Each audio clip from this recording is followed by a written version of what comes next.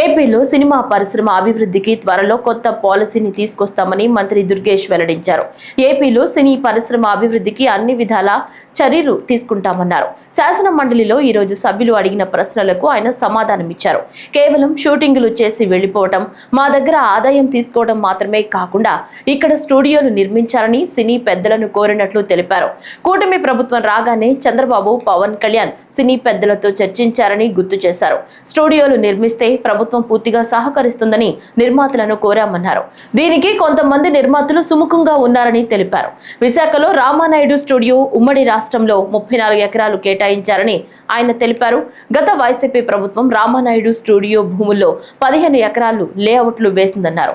ఆ 34 ఎకరాలు సినీ పరిశ్రమకు వినియోగించేలా చర్యలు చేపడతామని మంత్రి తెలిపారు. ఏపీలో సినీ పరిశ్రమ అభివృద్ధికి అన్ని విధాలా సహకరిస్తామని ఆయన మరోసారి చెప్పారు. వారు రవీంద్రబాబు గారికి సినిమా అంటే ఒక ప్యాషన్. బయట కూడా చాలాసార్లు మాట్లాడుతూ ఉంటారు.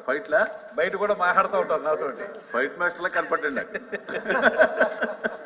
అంటే వారు అడిగిన ప్రశ్నకి డెఫినెట్ గా డస్ నాట్ అరైజ్ అధ్యక్ష. ఎందువల్లంటే స్పెసిఫిక్ యాక్షన్ ప్రోగ్రామ్ ఏదైనా విశాఖపట్నం మేరకు ఉందా అంటే ఎట్ ప్రెసెంట్ గవర్నమెంట్ దగ్గర అది లేదు అధ్యక్ష.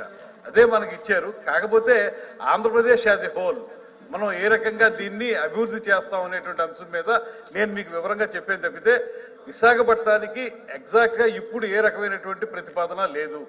కాకపోతే ఇప్పుడుగా నిర్మాతలను పిలిచాం, నిర్మాతలతో కూడా మాట్లాడుతున్నాం. వారితో కలిసి వారి నుంచి కూడా స్టూడియోలు నిర్మించే విధంగా అది విశాఖపట్నం ఖచ్చితంగా అందులో కూడా ఉంటుంది.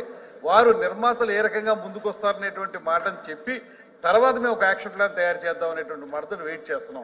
అప్పటి వరకు ఇక్కడ ఏమైనా స్పెసిఫిక్ యాక్షన్ ప్లాన్ లేదు కనుక మీకు లేదనే చెప్పాం. కాకపోతే మా ఫ్యూచర్ ప్లాన్ ఏంటో కూడా మీకు తెలియాలనే ఉద్దేశంతో నేను వివరాలు చెప్పడం జరిగిందండి. తక్కువ చెప్పి ఎక్కువ చేస్తే పబ్లిసిటీ రావాలి కదా సార్ కందులు దుర్గేష్ గారికి.